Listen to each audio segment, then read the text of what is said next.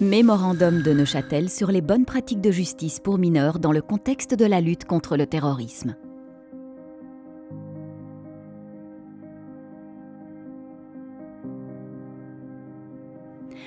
La radicalisation menant à la violence et le recrutement d'adultes par des organisations terroristes ne sont pas des phénomènes nouveaux.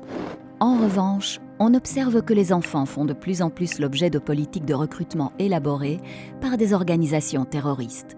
De ce fait, les enfants sont désormais affectés par le terrorisme, non seulement en tant que victimes et témoins, mais aussi comme auteurs d'actes de terrorisme. Certains enfants sont enlevés à cette fin ou recrutés par la force, tandis que d'autres rejoignent les groupes terroristes volontairement.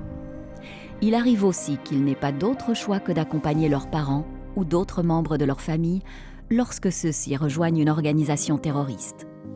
En vue d'aider les États à formuler une riposte adéquate à ce phénomène, le Forum mondial de lutte contre le terrorisme, GCTF, a élaboré le Mémorandum de Neuchâtel sur les bonnes pratiques de justice pour mineurs dans le contexte de la lutte contre le terrorisme. Dans toutes les actions concernant les mineurs, l'intérêt supérieur de l'enfant doit être la considération principale. Les États peuvent-ils prévenir la radicalisation et le recrutement des enfants ? Il est important de commencer par bien cerner les situations qui contribuent à la radicalisation et au recrutement d'enfants.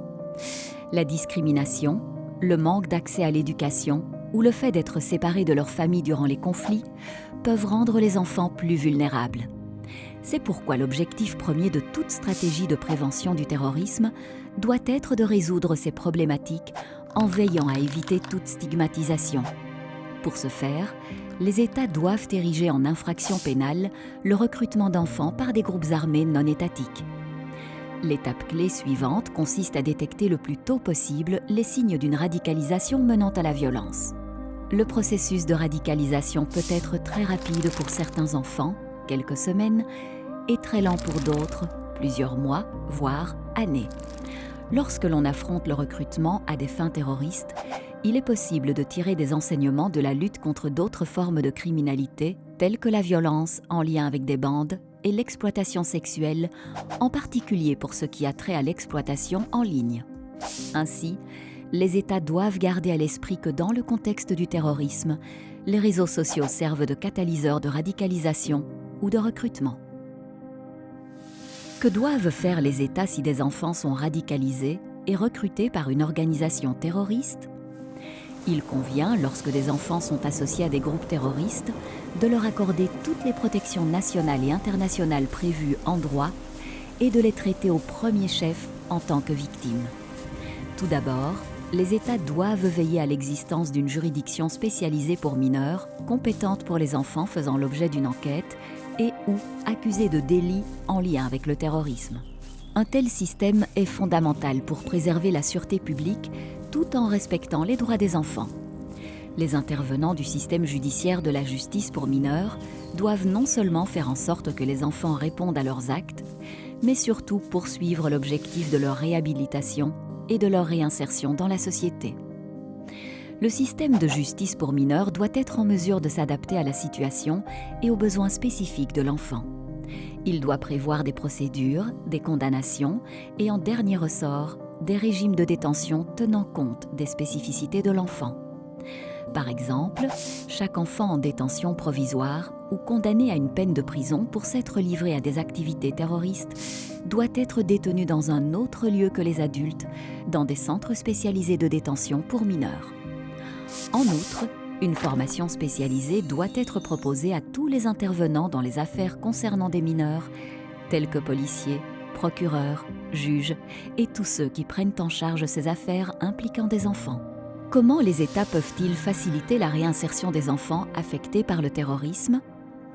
Les États doivent prévoir des mesures de substitution à la détention. En effet, un enfant soumis à la détention est susceptible de subir une stigmatisation immédiate, de voir son développement social perturbé et de souffrir d'une rupture ultérieure avec sa communauté, ce qui met en péril sa réhabilitation et sa réinsertion effective dans la société. Lors de la conception de programmes de réhabilitation et de réinsertion spécifiques pour les mineurs, les États doivent veiller à ce que les programmes tiennent compte des caractéristiques individuelles de chaque enfant, y compris les questions de genre et du contexte culturel et religieux dont il est issu. Les peines prononcées, ainsi que toute autre mesure prise par le système de justice pour mineurs, doivent être ancrées dans la communauté. De même, les programmes de réhabilitation et de réinsertion doivent être fondés sur une approche plurisectorielle faisant intervenir, entre autres, les travailleurs sociaux, les dirigeants communautaires et les enseignants. Enfin, tous les programmes en rapport avec la justice pour mineurs doivent faire l'objet d'un suivi permettant d'en évaluer l'efficacité et les effets au regard de l'intérêt supérieur de l'enfant et de ceux de la communauté. Si vous souhaitez en savoir davantage, veuillez vous rendre sur le site web du GCTF www.degctf.org où vous trouverez le texte intégral du mémorandum de Neuchâtel sur les bonnes pratiques de justice pour mineurs dans le contexte de la lutte contre le terrorisme.